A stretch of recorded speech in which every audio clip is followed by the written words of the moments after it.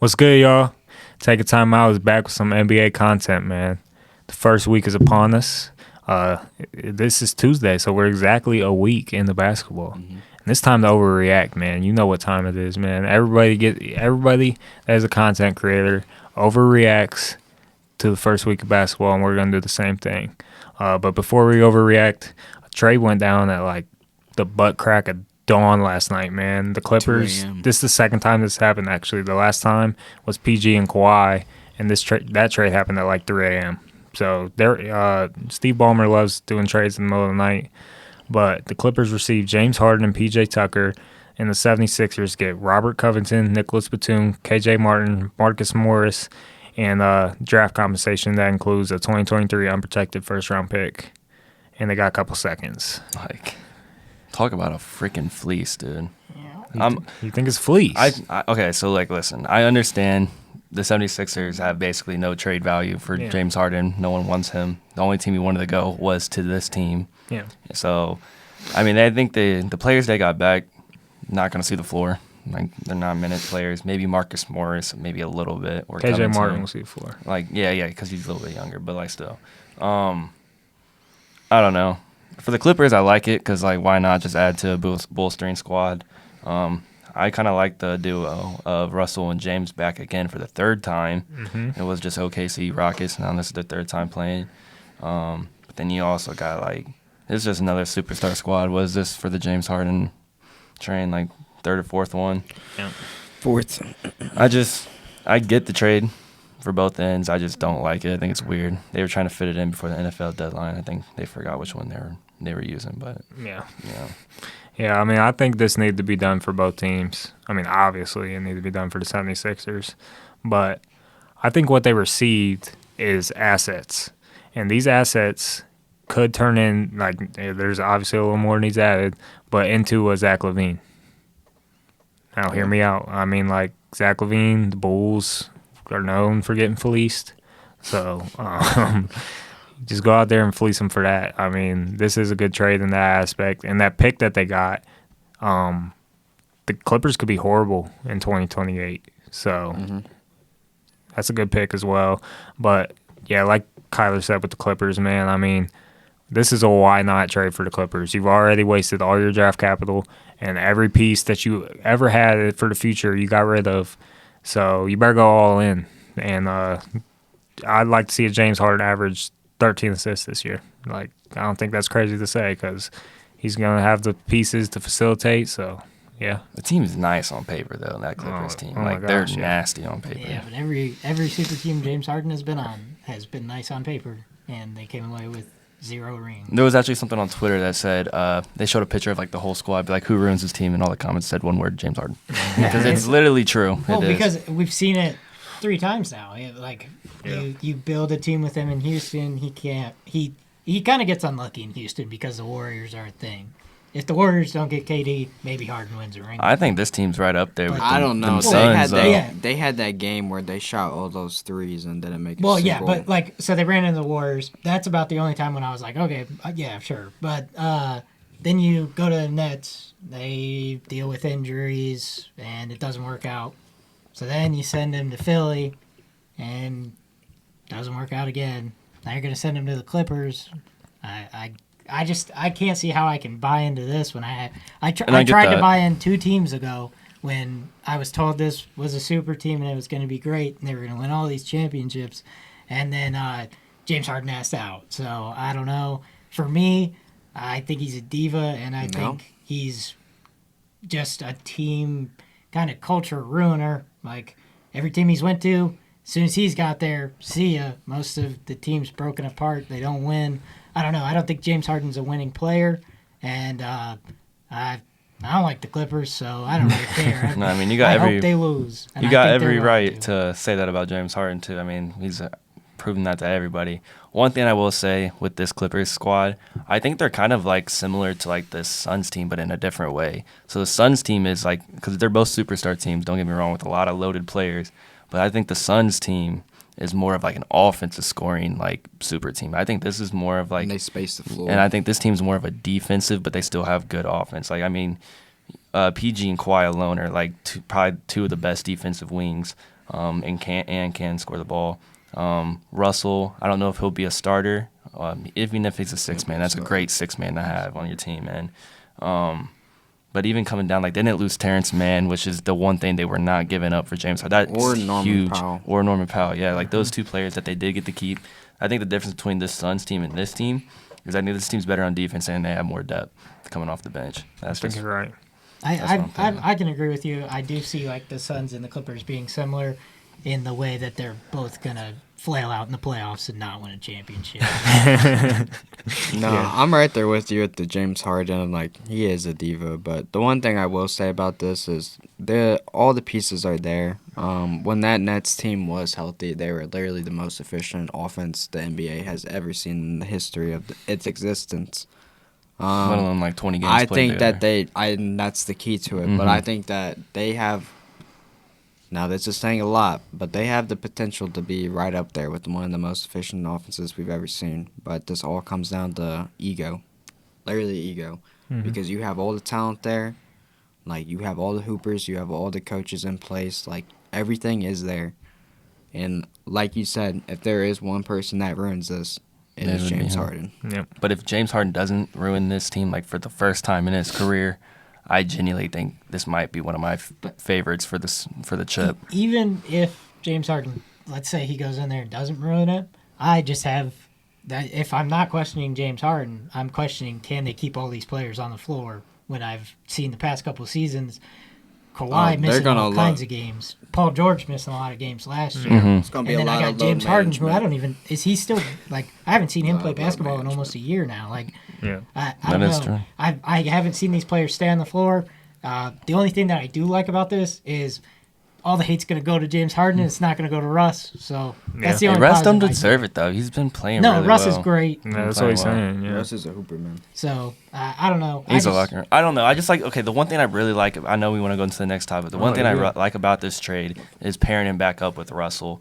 They were a great combo with the Rockets. I know they're older now, but they're still going to have that chemistry. They've been playing the league together for so long, and just same with like PG and Kawhi. They got their building chemistry. Now, if they come in as not weirdly saying, but like a 4-man, like them boys are going to be hooping. And Zubac's a good center. I still think he's a good defensive center. Like, this team is like, and they're deep. Like, this team, like, no matter who they're subbing in and out, is just going to be a key player on that team. They're good. But like you said, we're going to have to see how it plays, man. If he can get over his ego and being a diva, this team's nice. Yeah, so real quick, we're going to do a couple burning questions later, and we'll just touch on this one now while we're here. Just real quick, sum it up. Are the Clippers contenders to you? No. 100%. Yeah. I think so. 100%.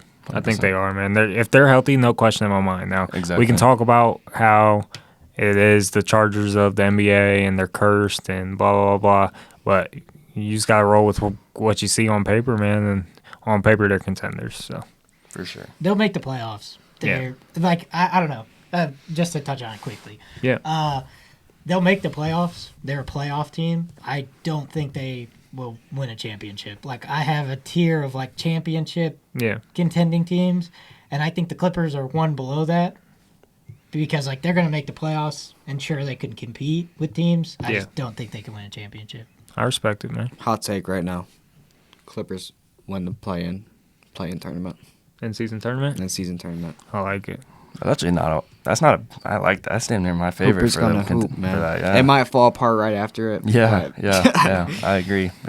One thing I like about that play-in tournament, it makes players want to play. Yeah. Like, because like there was so much sitting out the last couple of years. If this Clippers team, especially because they had one game, it was either PJ's in or Kawhi's in, the other one's out. It was just flip-flopping. Like this, if they all can be on the court, the same team, this team's really nice. And that actually is my favorite team after this trade to win the in-season tournament.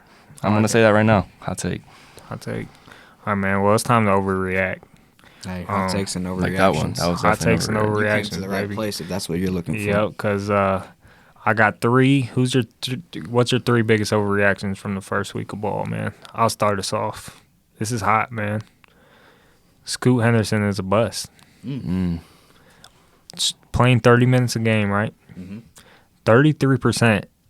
No, not from the 3. From the field, bro. 33% from the field. 8 points per game and 5% from 3, man. 1 for 18 from 3 right now. I mean, it's way too early to say, man. Of course, this is all fun, but everybody thought this was going to be Brandon Miller, and it's Scoot right now. Mm-hmm. He's looking like the worst rookie in the class right now, and I hope he can turn it up. And I'm not counting the kid out because the kid's got amazing competitiveness, but just an overreaction that I had, man. Because Yeah, and disclaimer, this is why we're saying overreaction, because it's only been 4 games in the season. Yeah. We can't really judge too much right now. But I do agree. I mean, the first 4 games, if you watch tape of Scoot Henderson, he looks lost in the court, like really does look lost, like making fundamental errors, just not making the right play, errors. But with that being said, we've also seen his flashes of like, okay, he has like superstar flashes though in him as well. Right. So he's young. I know being a rookie in this league, the game is way faster in this game than compared to college. But I know he came from the G League, so it should be a little different. That's my only question. With Scoot Henderson, though, I think this team's just really young. They're all still trying to find out their piece. Portland's basically a brand new team this year. A lot of players are different, and new players are playing as starters. I think he'll bounce back, but give him some time. But another overreaction, not really overreaction, but Brandon Miller.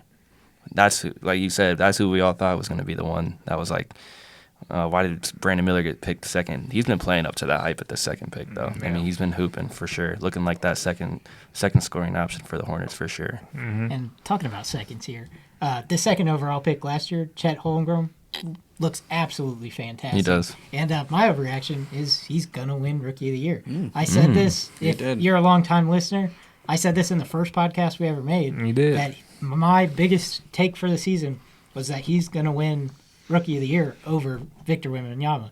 Right now, I think it's about as even as it could be between them. Like, they've both looked really good. Now, if it stays like this, obviously Vic is probably going to get it because of the hype around him. Mm-hmm. But Chet's playing just as good, if not better. Mm-hmm. And I think he can be like a legitimate Rookie of the Year candidate just three games in. No, he already is. Yeah, definitely. I mean, he fits right in that OKC system. Not even just as a defensive menace.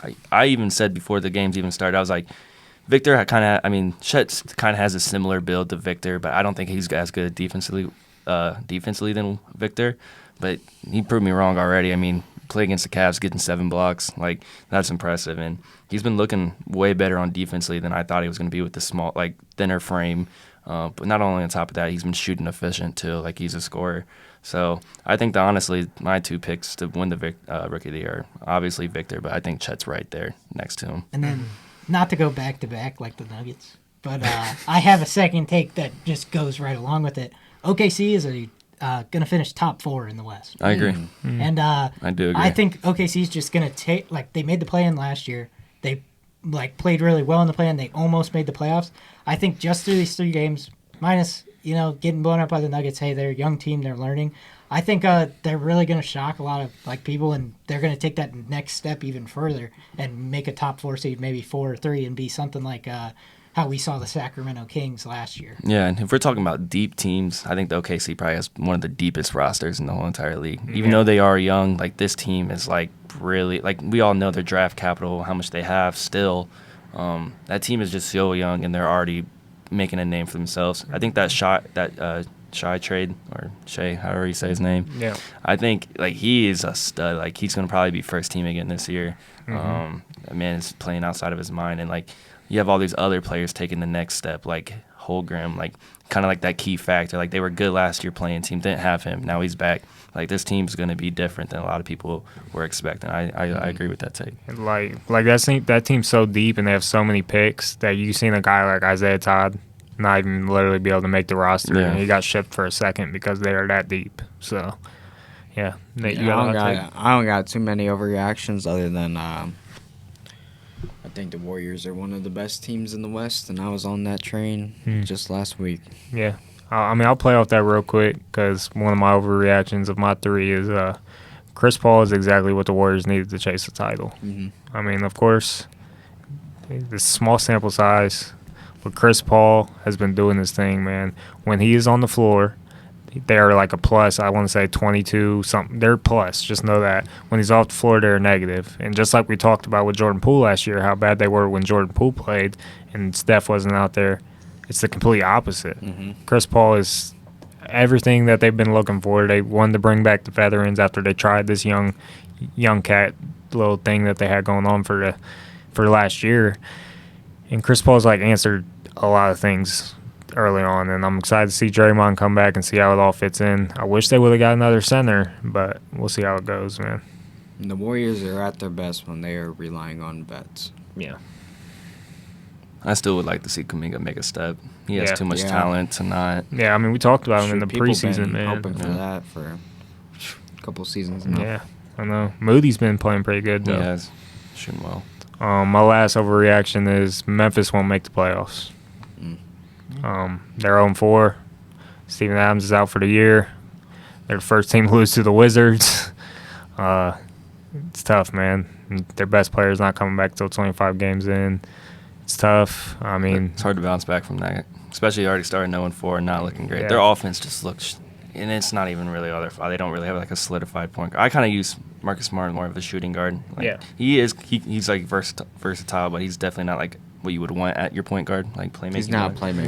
when he doesn't have a Tatum beside him to kind of like, Yeah, help him out. I need you to facilitate Mhm. and do this. It's tough. And Desmond Bane's not point guard either. So Yeah, and they don't have Titus Jones anymore. Yeah. So like I don't know. This Memphis team just really feels like they're lackluster right now. Even when they get John Morant back, I just feel like they'll probably have like a 5-20 record, if that, and then like if that's really bad to say, but like Yeah. I don't know. It's just hard to bounce back when you're already down in the hole that much, and then not even that. Ja's gonna come into the court. I'm sure he'll be in shape, but these people have 25 games already on top of them. You got to come in and work your way, and it's gonna be a slow start too. I agree with that take, Dom, for sure. yeah. Seth, are you out of overreactions, or you got any more? No, I just had the Alright. two The with Chet OKC. Holmgren. I got the OKC agenda. That's about Yeah, it. you're the That's OKC rider. Huh? I love OKC, OKC, yeah. and I think OKC is gonna be. No, great. I like it. I like it, man. Yeah, I got our 3 biggest surprises of this year. This could be player, situation, whatever. I'll list mine real quick. It's Jalen Duren, man. I mean, usually it's like a sophomore slump. This is a sophomore. I don't even know what you want to call it, man. I mean, dude's looking. Breaking out already. Yeah, he's on that kind of Robert Williams when he Dude's broke out type of 19 role. years old. Yeah, he's literally just He's about to turn. younger than yeah. us. Yeah, that's crazy. And Tyrese Maxey, I mean, Breaking out as well. we talked about most improved player in our awards, and I don't think Tyrese Maxey came out of any of our. I think I You said said him? Tyrese. I'm pretty sure I Because did. I mean, his odds have absolutely like went like he's still plus. So get on it while you can because he's gonna run away with this award. I think. Yeah, I mean, he's filling in that spot, James Harden, but better than James Harden was doing. Yeah, Especially yeah. scoring-wise, he's That's efficient. more scoring, yeah. He's still doing the assists and what's needed. I think this team's nice. I'm still thinking they're missing like one factor for becoming like a championship team.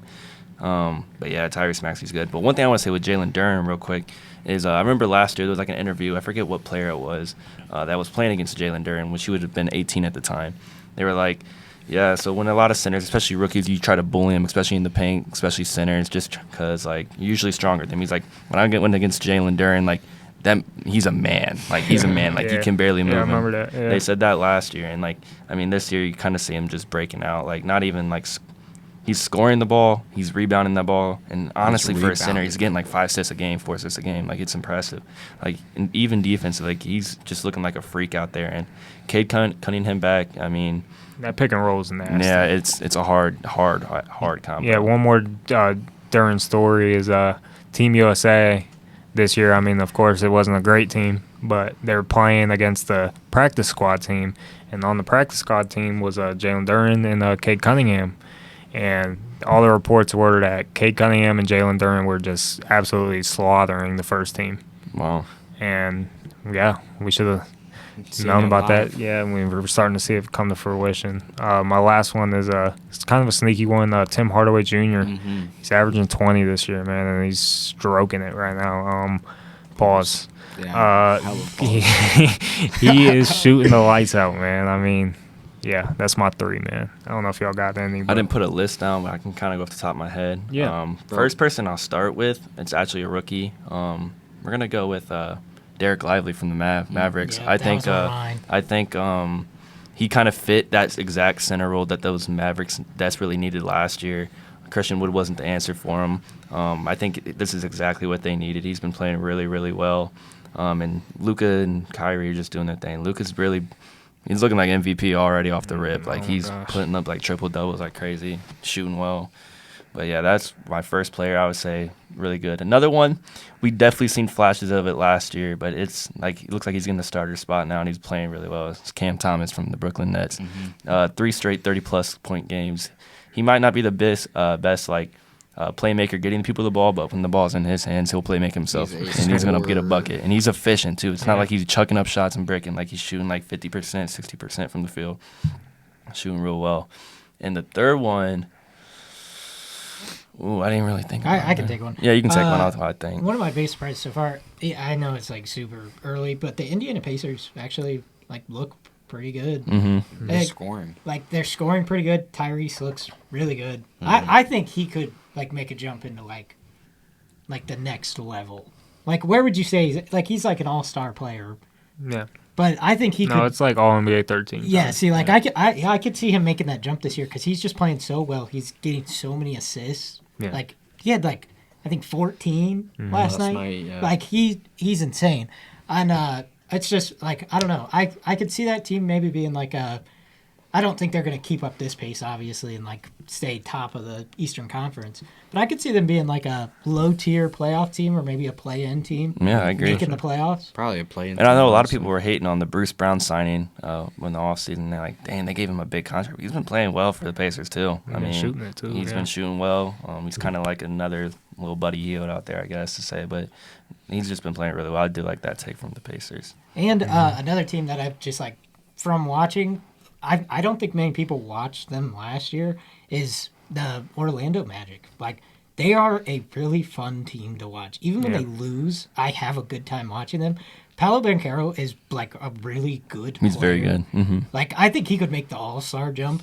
And Markelle Fultz has had, like, a whole career resurgence down there. I called that week one. Like, I love to see it because, like, he's putting up, like, 10 points every game, and he's consistently getting assists. And I think they're another team that I can see being just like the Pacers, where they make that next jump this year with all, like, they've had a lot of low draft picks and slowly, like, drafting players. I think they could make that next jump and become, like, a low-fringe playoff team that could make some noise. I mean, yeah, they're also one of those young teams that are super deep, kind of like an OKC thing going on over there. Yeah, they have a ton of depth of young, good players, so we'll see. I do like that take as well. Yeah, Cam Thomas was definitely, like, by far my biggest just surprise. Like we were talking beforehand, I don't think that he necessarily puts up 30 points a game over the course of a whole season, but to go from a 10 to 15 point scorer to 30 points, it's just that's absurd. You don't ever see that happen. But I'm gonna stick with the Nets here. Ben Simmons has been my biggest surprise this year. We have been hating on Ben Simmons, rightfully so, for the last couple of years, because whether he's not playing or just not playing up to his potential, but I think with how young this Nets team, and, like, I was watching their game last night, like, this is such a high-energy team. I mean, they're just such a fun team to root for. And then Ben Simmons is, like, at the vocal point of that, so. Yeah, I don't have a third one, but, yeah, I really like what the Nets are doing right now. There's got to be a third one to pick. We can move on. That's not a big deal. That's fine. Jalen Duren, obviously. Well, Hammered that one. That was probably going to be my third one, I guess, was Jalen Duren. All right, it's time for the 3 biggest disappointments. There's plenty to put on this one list. This is always fun, yeah. My biggest disappointment so far, and, like, it's kind of weird, it's the Washington Wizards, just as a watchable team. Yeah. Because going into the season, I was like, this could be a fun team where, like last year, they weren't good. But, like, every time I watched them, I was like, oh, this is pretty fun. Kyle Kuzma's just chucking up shots, making some. I've watched all 3 of their games. I have not had a good time watching a single one. Blown out. Jordan Poole just, like, I don't know what the hell he's doing. Like, did you see last game when he took the ball to go take a 3 and gets blocked by Porzingis because he's playing like me, I guess. I seen it where he got the ball, started walking up the court. It was a fast break, and then he stopped, turned around, started walking to the 3, and then he casually turns around to chuck it, and Kristaps just smacked that. I'm not gonna lie, I don't necessarily hate that play. If he doesn't get blocked, nobody says anything. But the block looks really But, horrible. I don't know. This is one of those teams where I was like, oh, maybe they'll do some fun things like that. But they're getting consistently blown out, and it is not fun to watch. Yeah, they are getting consistently blown out. It's not fun to watch. Every time I watch them, I feel like I'm watching paint dry. Yeah. Because their offense is so bad. It's lackluster. I don't know what happened. Kyle Kuzma just hasn't been the same offensively as last year. Yeah. I feel like. I mean, it's tough when all the eyes are on you. You're getting the best defender yeah. every game. Yeah. It's tough, man. I mean, I agree with that take, man, because I thought the Wizards would be sneaky fun to watch, and they're not. Not at all. I'll give my 3 real quick. Austin Reeves. Yeah. Been selling people Sell out. since the beginning of the season. Since the first game. Since the last podcast. Yeah, since the last podcast, he was selling us. The Cavs' health. Man, I really don't want to see the Cavs be that team that's always hurt. I really don't want to see it. And I get healthy, Cavs. My last one is maybe not the most popular one, but Patrick Williams, man. I mean, everybody's getting their contracts, right? Like all them fourth year players. Mm-hmm. And he got offered one, $20 million a year. And he said, I'm worth more than that. You better step up to play, buddy, because it is not looking good for you, man. You might not even get that contract anymore. Yeah, it's sad to see Patrick Williams, man. He's a really good defender, but he's an absolute negative on offense. So that's my 3. Yeah, I guess my first one I'll start with is we already talked about it a little bit. Is definitely Scoot Henderson. I had way more, higher expectations off the rip from the 3rd overall pick. Yeah. Just because I think he's still going to be a really good running point guard, but just I thought coming from the G League into the NBA with the talent I already seen from him, I was like, this should transition really well. You're already kind of up to the game pace. Just got to do it against the best players, but it kind of looks like he's lost out there. And yeah, man, that's my biggest disappointment because I really believed he could have been probably arguably better than Victor this year for Rookie of the Year. I kind of said that was like a hot take at the beginning of the year. Hot take, but not even close now. Yeah. I guess I'll agree with you on the second disappointment, the Cavs' health. I mean, it's kind of weird. You go through a whole offseason. I'm ready for these boys to be healthy, and then I haven't seen all the starters on the court at once, I think, besides one game, and they played really well that game. Not even. Jared Allen wasn't out there. Yeah. Garland played one game, though, didn't he? Jared Allen. Oh, Garland did play, yeah, but Jared Allen wasn't out there. So, yeah, they haven't even had the whole starters in there. I think they're going to be nice once they do, but, man, it just doesn't look good right now. But Mitchell's been trying to, keep us in these games a little bit. But my third disappointment – actually, you can go because I don't really have a third one right now. Probably my second biggest disappointment is Austin Reeves. It's I don't know. He looked so nice on that playoff run last year that I was like, maybe he can be a player that can even going into that playoff run. He just looked really good last year, and it's like maybe he's taken that next step where he can be that third complement to Braun and AD. Yeah. And it just has not panned out. He hasn't really scored. He hasn't really done anything. He's getting benched in the fourth quarter. It's I don't know. It's kind of sad to see because I really liked watching him last year. And it's so early in the season that he can absolutely turn it around. Yeah. But it is very disappointing to start off the year that he's just not doing much that I saw him doing last year. Yep. And probably my third biggest disappointment is I don't remember what I was gonna say. I just completely forgot. I'll take over for you. My 1 and 2 go together, and it is the Atlanta Hawks, and it is Trae Young. Yeah. Last week, I was talking about Trae Young for being a dark horse MVP. Now, I understand we're only a week into this, but I want to just take back that take. Yeah. Now, if it hits, hey, I was all for it. Right. But right now, I'm off the Trae Young train. And the Hawks, I just expected more out of them. I did. You have 2 of arguably some of the best scorers in the league. You need to be winning more games. Yeah. But, and I mean, you can even throw John Collins in there. John Collins has been kind of, to go back to surprises, it's just he's kind of a surprise too. But my last one is, like we said, it's still early, but Jimmy Butler as well. I just expected a lot more out of him as well. Yeah. But, NBA Twitter was saying that you never want to bet on Jimmy Butler during the regular season. No, the Heat do not care about the regular season. Yeah, they don't touch them in the regular season. If you want to take a team to not win that tournament coming up, take the Miami. Yeah. Because they do not care. I promise. They want that extra week off. They do not care. Yeah. We'll finish with a couple burning questions I had, man. Is it time for the Bulls to have a fire sale?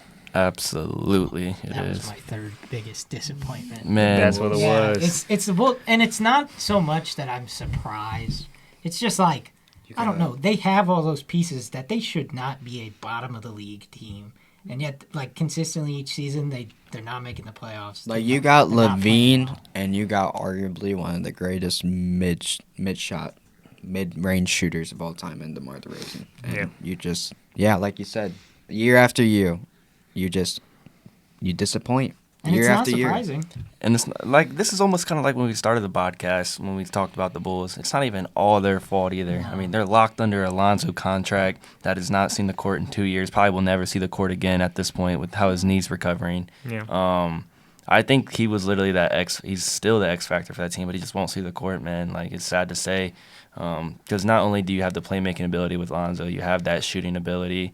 And he's arguably one of the best point guard defenders when he was playing. Yeah. So like not having him and he's like people forget how good of a playmaker Lonzo is at setting up the stuff. You have Zach LaVine doing it, which is okay, but that's not gonna win you chips and nothing. And it's kind of like a rerun of last year. They're kind of running it back. It feels like.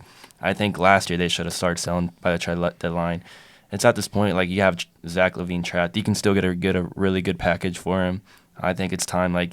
Start building this rebuild, man. Wait for this Lonzo contract to be up and just like clean house, new players, man. Reset, It's yeah. time. I think it is time. Yeah, it's time, man. I mean, I've watched 3 Bulls games this year, and every game, well, the first game was like, we're going to facilitate, and we're going to kind of, and after that, I mean, it was proved to us all that I think the rest of the pieces on this roster aren't ready to go.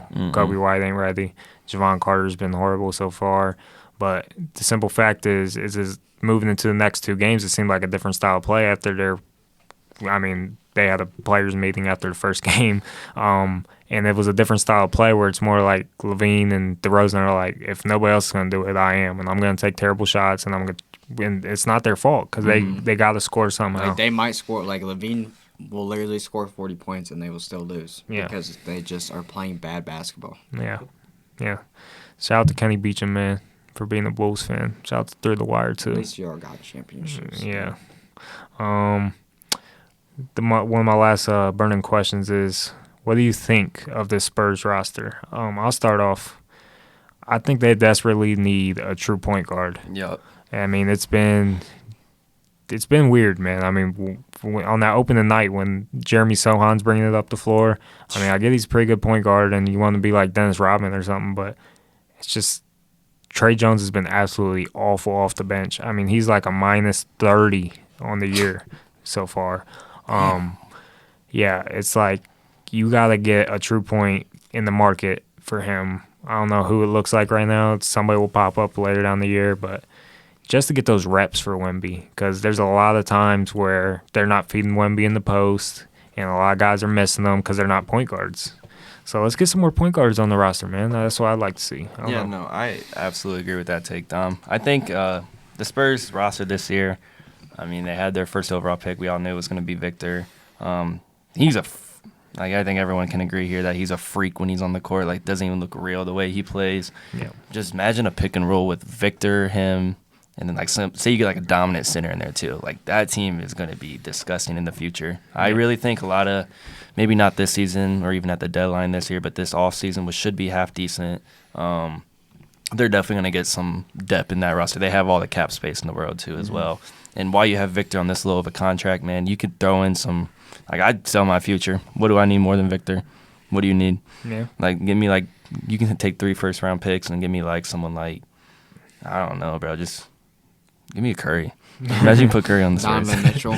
Yeah. No, but, like, I'm being so serious. Like, this Spurs team's going to be really good in the future. I think this year they should just kind of play it out, kind of, like, realize what their team's good and not good at, and then just work from there. And, yeah, this team's going to be contending the next 2 years for sure. I think it's hard to judge this team. You know, you got to remember that there is a reason why they had the first overall pick. And I know the NBA is a lot different. Like, you don't have to necessarily be the worst team to get the worst pick or the best pick. But, I mean, like, they took the number 1 overall player. So I think it's hard to ask a whole lot out of this team this year. But going forward, like, you have to get playmakers around Victor. Yeah. Whether that's through the draft, which it's going to be tough to do that, but I mean, all the Spurs teams that they had in the past, they built through the draft. So yeah, give it probably, I would say safely 3 years, but I mean, I would like to see them start adding more scores. I'm at saying least like next year. Like Yeah. next year, I could see this team competing, man. I know, but I that really boy's could. like, what, 18, 19 years old? Like, he's got plenty of time. I haven't seen no one play like Victor. Yeah, I can't really add much more, so I'll just do like a comparison. So basically, how I view it, this Spurs team kind of feels like another Texas team, the Houston Texans, where they just got their cornerstone, what appears to be their cornerstone player in C.J. Stroud and Victor Wembanyama, and I feel like now they just need to fill out those pieces, like you guys said, and they can start to contend maybe in 2 to 3 years. I like it. My last burning question, then it's going to end this. This one might hit home. So early in his career, very early, Evan Mobley was compared to the likes of Tim Duncan, KG.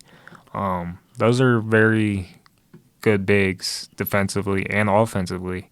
The biggest question is the offense. So what my question really is should we slow down on the high comparisons? I think so a little bit. And this is only what I'm saying. The one thing I don't like to do is, I mean, it's always good to have like a comparison of like someone you look similar to, but I think every player is unique in their own way. Evan Mobley definitely has those traits as a power forward that you would definitely want. Like, not with just like the scoring ability and the defense ability.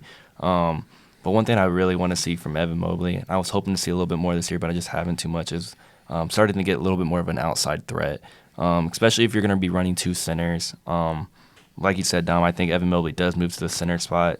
It just makes the most sense in the world instead of running 2 huge men when both of them can't shoot. I don't like the fact that you have 3 scorers on the court and then 2 people that can't really do anything besides in the paint. We all know how 2K goes. What happens when you don't have at least 4 shooters? If you ain't that paint is clogged. Floor, yep, you ain't So scoring. it's true in real life too. So I think Evan Mobley definitely has those comparisons. But if they want it to really work out, they need a 4th shooter on that court at the same time as him. Like, it doesn't work. It doesn't. Yeah. Yeah, and I guess the point of my question is like, if he's not Tim Duncan, he could be Pau Gasol. He could be, like a Lamar Odom, like really good defensive bigs that win championships. I mean, he doesn't have to be literally the best power forward ever in Tim Duncan or KG. Like, that's my point. Is it was very high comparison early on when all the defensive tools are there. He might never be a 24 point per game scorer. He might be an 18 point per game scorer for his career, but that can get it done. That can get it done. Like, should we stop making these high comparisons? Yes, but will we? No, absolutely not. Because they're fun. Because they're mad fun. Yeah. Just like that's in general. Like, just sports are always going to have these comparisons. Yeah, got to. Like Lamar Jackson being compared to Michael Vick. Yeah.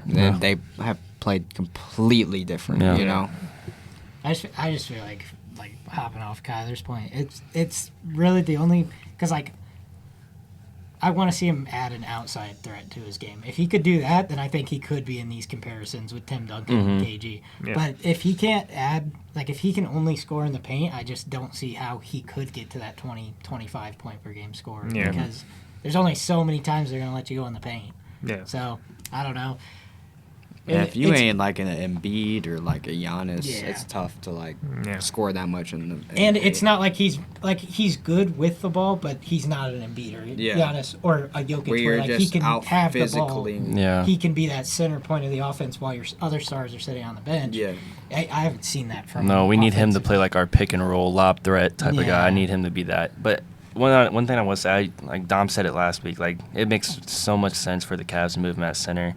Just because, like, we just talked about it, but, like, the shooting threat is, like, it's so hard when you know 2 people. Like, if those 2 people were in the corner with the ball, that's like I'm sitting in the paint and letting you shoot it. I'm guarding the other 3. Like, I'm not worried about it. Yeah. I'll take Evan Mobley making 1 out of his 6 3-pointers if he takes them that much. Yeah. But I would love to see the Cavs add, like, move him to the center and add, like, maybe a taller wing, a shooting wing. I mean, George Niang could fill that spot, man. He could. Shit, I could even – I know it's a wild ass trade. It probably will never happen. But imagine like a Miles Turner or something on the Cavs. Yeah. Just a center that could shoot, still has that ability to. It won't happen, but I don't know. that'd be Miles kinda Turner's cool. been in trade talks for like the last 3 years. He has been but I don't know. This Pacers team is looking good, starting pretty hot. So we'll see.